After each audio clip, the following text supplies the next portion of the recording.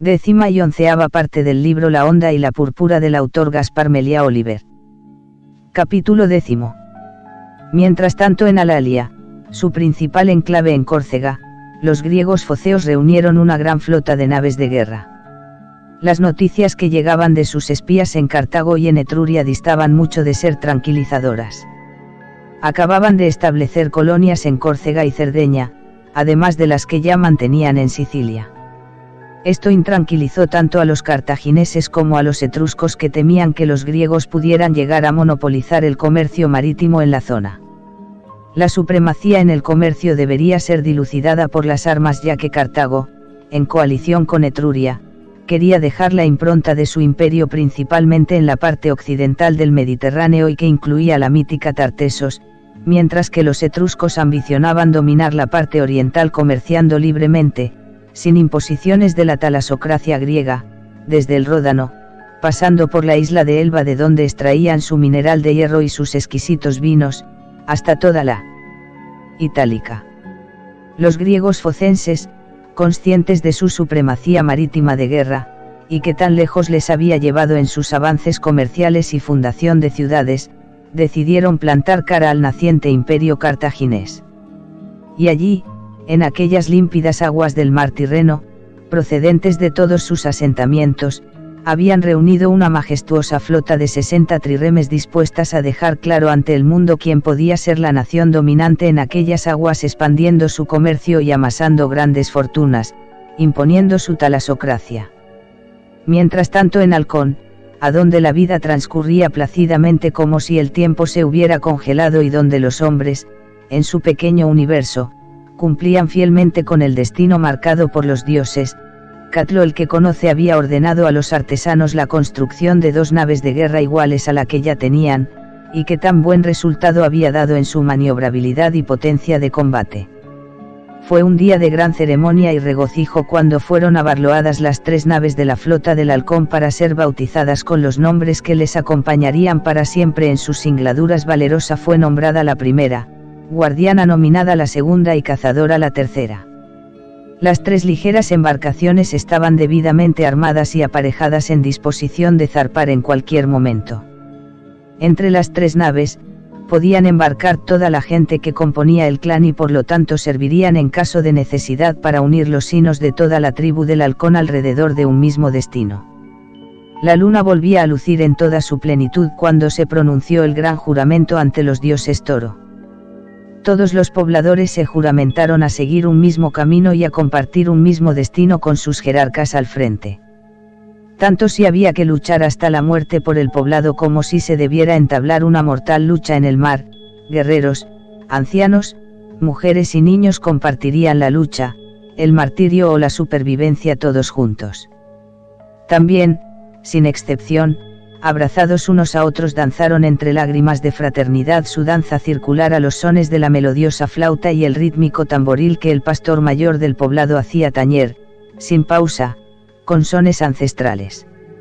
Sequem, emocionado y ceñido a la bella Numara, danzaba con ellos la atávica danza, sintiéndose totalmente integrado en aquella tribu guerrera que unía su destino con aquel juramento sellado por el sumo sacerdote Batus el Preclaro, con el sacrificio de una gran hecatombe de cabras y cerdos en honor a los dioses Toro que habían presidido, con su presencia en el poblado, tan sagrado compromiso.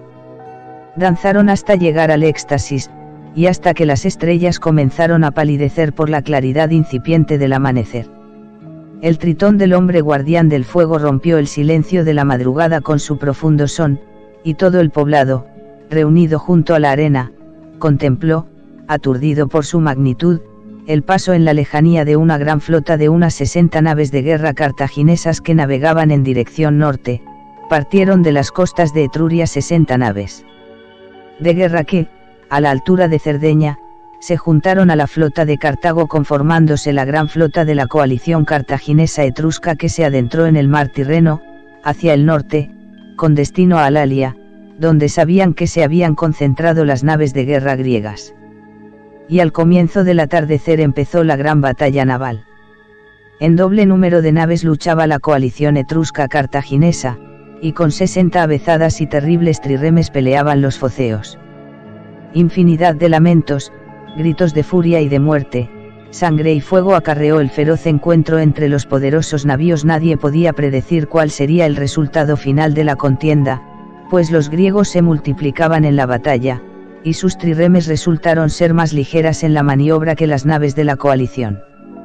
Cuando abatió la tarde y llegó la cerrada oscuridad, el resultado de la batalla naval era incierta y los contendientes griegos supervivientes, perdida la visibilidad diurna, emprendieron derrotas que les separaron de la contienda. Los albores del amanecer reflejaron los terribles resultados de la batalla. Quedaban a flote unas 20 naves de la coalición etrusco-cartaginesa con grandes desperfectos en su arboladura.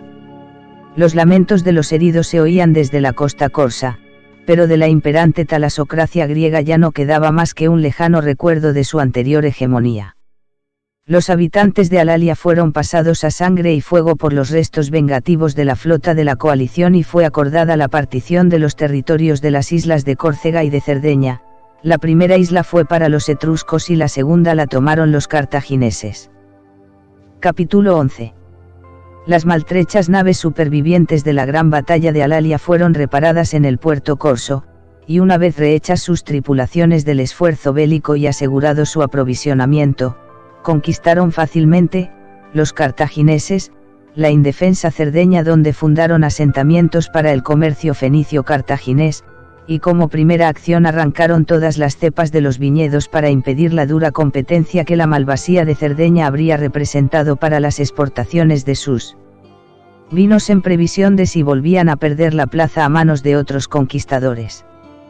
Y allí, en la fortaleza de Birsa, la familia magónida diseñó las líneas maestras sobre las que se debía sustentar la expansión de su imperio, comenzando así el tiempo en la historia que ocuparía Cartago, por derecho propio, durante largas centurias.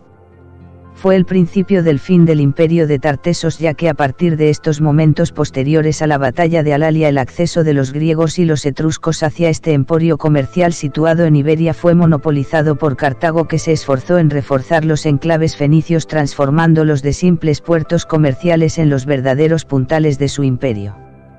Gobernar únicamente sobre ruinas y muerte no entraba en sus planes, pues el imperio de Cartago, tal como el de sus antecesores los fenicios de Tiro y Sidón, se basaría en el comercio que le acarrearía las riquezas necesarias para continuar su expansión.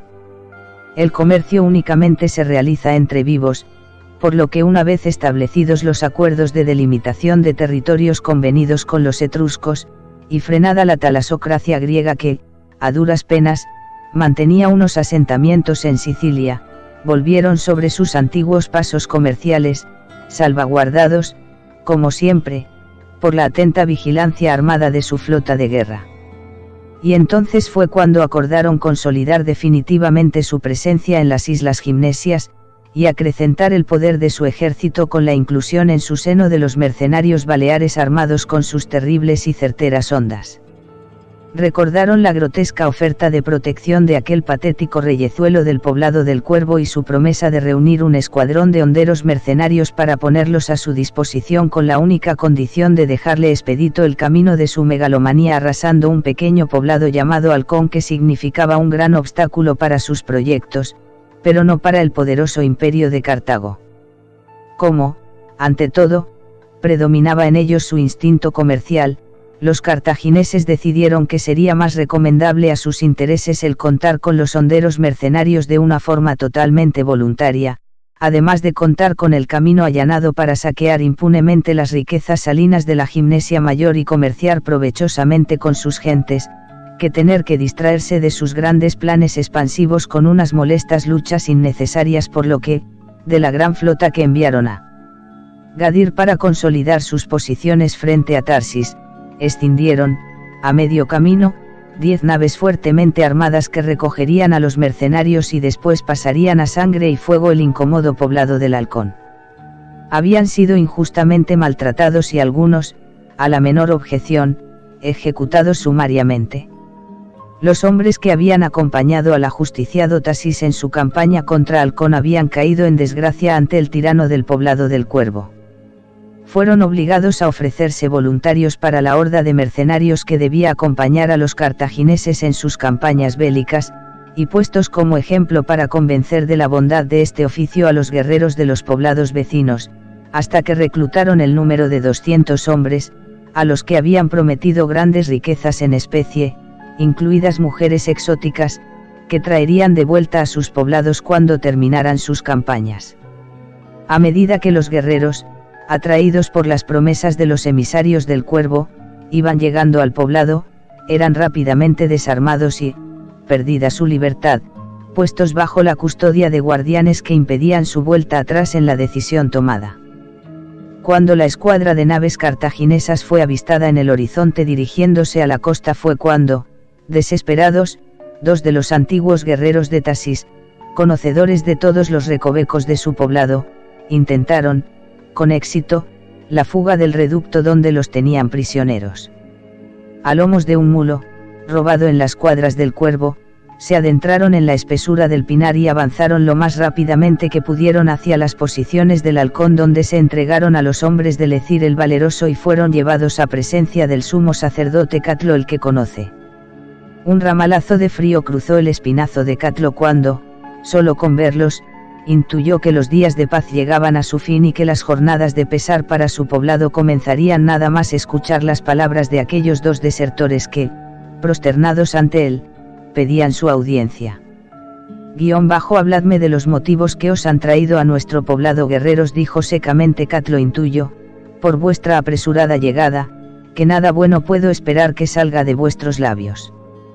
Le contaron, de nuevo, de la megalomanía de Aaroupi el Fuerte en su intención de erigirse en emperador del archipiélago y de cómo habían sido tratados con infamia desde su derrota. Avisaron de la inminencia del ataque de las naves cartaginesas contra el poblado del Halcón y de la imposibilidad de vencerlos con los medios con que contaban para defenderse, por lo cual aconsejaban que fuera desalojado el poblado o, en su caso, que se prepararan a morir tras desigual batalla con los numerosos efectivos con que contaban las fuerzas enemigas aliadas con el Cuervo. Por último, ponían su vida en manos de lo que decidiera Halcón, pues sabían de la justicia que imperaba tras sus sagrados muros. Vuestras vidas serán salvaguardadas por el clan del Halcón, ya que vuestro aviso servirá para darle una ligera oportunidad de supervivencia y nunca mordemos la mano del que nos la tiende con ayuda, continuó Catlo. Deberéis jurar ante los dioses Toro vuestra fidelidad a nuestro pueblo y poner vuestra destreza con las armas a su servicio. Ahora podéis salir de mi presencia. A la declaración de los dos guerreros habían asistido Lecir, Batus y Sekem, que, con caras crispadas por la tensión del momento, contemplaban a Catlo esperando su juicio crítico de la peligrosa situación de emergencia en la que se encontraban tan repentinamente. Recuerda, amigo Sekem, los augurios de los dioses en la gran caverna de los signos y sus indicaciones del gran éxodo de Halcón. Dijo el sumo sacerdote Catlo, pero, recuerda también que, con la misma verdad que se ha producido la primera parte de sus designios, la gran victoria de Halcón contra sus enemigos, por poderosos que estos sean y por mucho que sea el terror que sus grandes medios impriman en nuestros corazones, está esperando, con la misma certeza, entre la bruma del tiempo. Mi destino está unido al vuestro, amigos míos, dijo emocionado el egipcio. Os acompañaré hasta donde los dioses me lo permitan y me den fuerzas. Gracias, amigo Sekem, por tu lealtad ante las pruebas a que nos vemos sometidos, pero te declaramos hombre libre cuando te recogimos en Halcón, dijo Catlo, y te autorizo a que tú y tu esposa Numara corráis con vuestro destino libremente. Y con toda libertad elijo acompañaros en vuestra suerte, dijo firmemente Sekem. Sé que mis servicios os serán necesarios en el futuro próximo, y añadió sonriente, además, no quiero perderme la danza de la victoria que mi bella Numara bailará para Halcón el día que volvamos a estas queridas murallas. Catlo el que conoce se inclinó ante el egipcio y después, emocionado, se dirigió a Batus el preclaro dándole un gran abrazo. Amigo mío, ha llegado el momento de tu partida hacia el santuario del Toro, para que allí cumplas tu promesa de rogar por nuestro destino a diario, ya que nos hará falta. No dudes que así será, maestro, dijo Batus devolviéndole el abrazo. Gracias por confiar en mí y en mi familia, amigos. Batus el preclaro salió de la sala hipóstila en dirección a la gran torre para comenzar a preparar el viaje sagrado de los dioses Toro, dando órdenes precisas a su familia. Mientras, Catlo hablaba serenamente con Lecir el Valeroso sobre la estrategia a seguir para iniciar el éxodo del pueblo del Halcón y encontrar alianzas que les permitieran recuperar el camino perdido por las ambiciones execrables del tirano del Cuervo. Y después de un largo rodeo, adentráronse mar adentro para impedir que desde la costa se pudiera ver el rumbo que tomaran más allá del horizonte. Después las 3 naves enfilaron sus praus en dirección a la Isla del Viento. Allí donde la vegetación crece alargada en dirección al sur por la intensidad del casi permanente viento que no es apaciguado por ninguna cordillera de alturas protectoras. La misteriosa Gimnesia Menor, en principio no debía ser hostil a la llegada amistosa del pueblo del Halcón en su forzado éxodo huyendo de los cartagineses, pero la prudencia les marcó el permanecer sobre el islote central del gran puerto natural cercano al poblado principal de la isla. Pronto llegaron noticias de los pobladores en forma de emisarios que, en un pequeño bote, se acercaron a la nave Guardiana, buque insignia de la flota del Halcón. El bote se quedó a una cierta distancia prudencial de la proa de la nave a la espera de parlamentar. Catlo, el que conoce, había prohibido a bordo de sus naves cualquier actitud que pudiera ser interpretada como agresiva para los emisarios de la Isla del Viento. Pronto fue botado al agua un bote desde la Guardiana al que subieron Lecir y Catlo llevando en sus manos regalos como ofrenda a los moradores del poblado de los obeliscos y las mesas pétreas. El ritual de las conversaciones con aquellos pobladores de la Isla del Viento seguía unos ritmos lentos marcados por su suma sacerdotisa Pursa que, sumamente recelosa con los recién llegados, no quería tomar ninguna decisión hasta que los astros no convergieran sobre sus correctas posiciones astronómicas medidas con toda precisión a través de la alineación con su monumental mesa megalítica. Por lo que amistosa, pero fríamente, fueron autorizados mientras tanto, a fondear en una cala cercana cuyos acantilados estaban socavados por multitud de cuevas funerarias. Y por ello, el pueblo del Halcón habitó, largos días, entre los muertos y fue custodiado por los ancestros de aquel pueblo.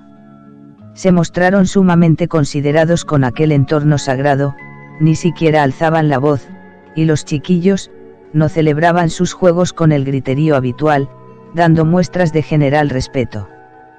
Catlo, en su economía de guerra, ofrecía la vida y la sangre de los animales que sacrificaban a los dioses y a los ancestros que allí habitaban, pero luego la carne, en vez de ser incinerada, era consumida por las tripulaciones, ya que nada podían desperdiciar, pues no sabían el resultado de sus súplicas a los jerarcas de aquel pueblo al que habían pedido ayuda.